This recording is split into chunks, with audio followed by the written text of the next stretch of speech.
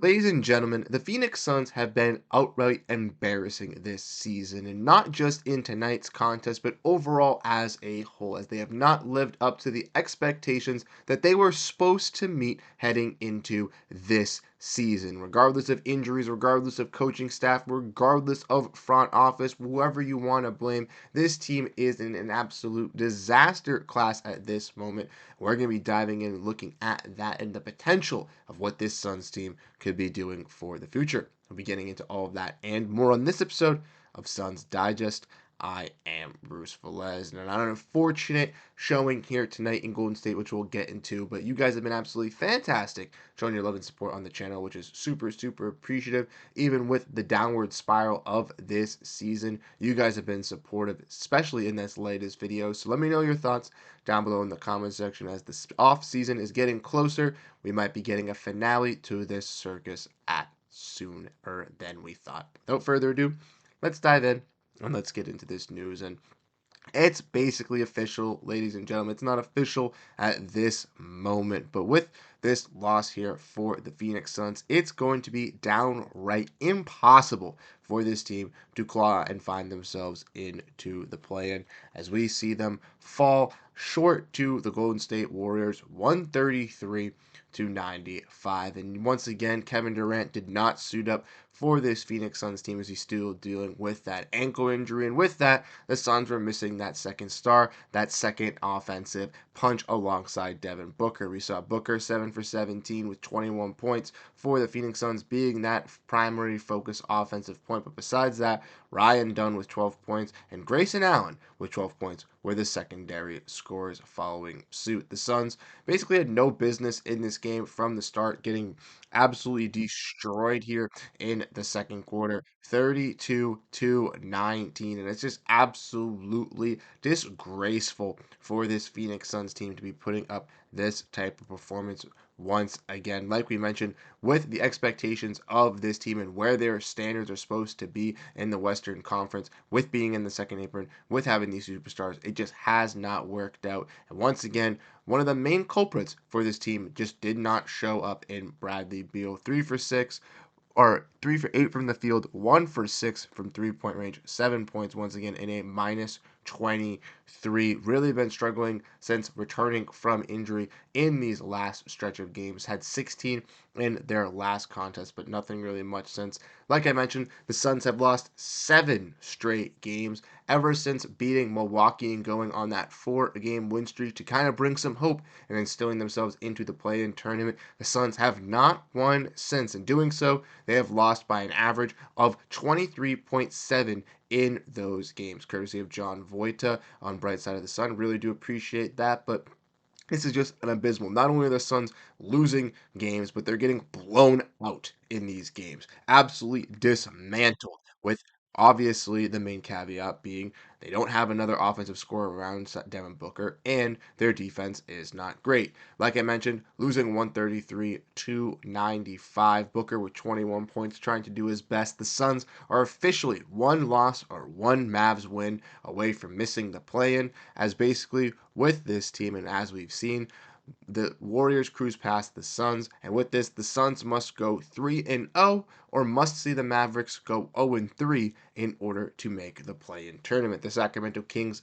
did clinch the ninth seed, or technically the ninth play-in spot here tonight with this Phoenix Suns loss to the Golden State Warriors. And guess who the Suns' 3 opponents are in those next 3 games?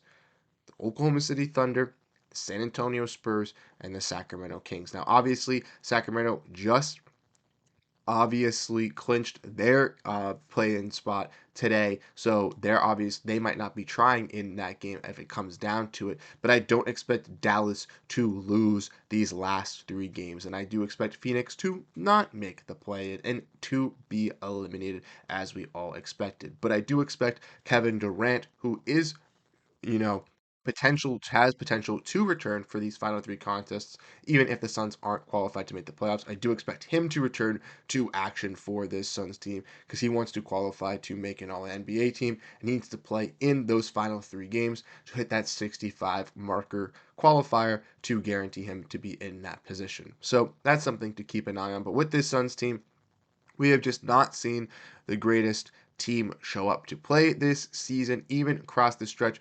With no Kevin Durant, these players have not been able to step up and deliver against some of these opponents. And yes, obviously, these teams are better that the Suns have gone against up in this stretch, right? But they did beat a Milwaukee Bucks team with Kevin Durant. They lost without him. Obviously, that's the case. They don't have their second best scorer. But other players on this team need to step up and need to deliver. And with the Suns, being on the brink of not making the playoffs, not making the play-in, is just looking more and more clear that, a little bit of a reshuffle is going to be happening, not only just in the front office and in the coaching staff, as we've seen, some shocking coaching fires over these last couple weeks in the Western Conference already, with Mike Budenholzer still not being fired, which is still a shock to me. But also, we might see some roster shakeups as well, as obviously the Kevin Durant rumors have been obviously lingering since the trade deadline, with his uncertainty with this Phoenix Suns team. Everybody wants Bradley Beal off this Phoenix Suns roster to either be moved or to be bought out. And who knows, there could be some other guys that are on this roster that like Grayson Allen and Royce O'Neal that could be moved to kind of get below the luxury tax apron and to free up some more salary cap. Or we may even see some rookies or potential other pieces be attached to some of these bad contracts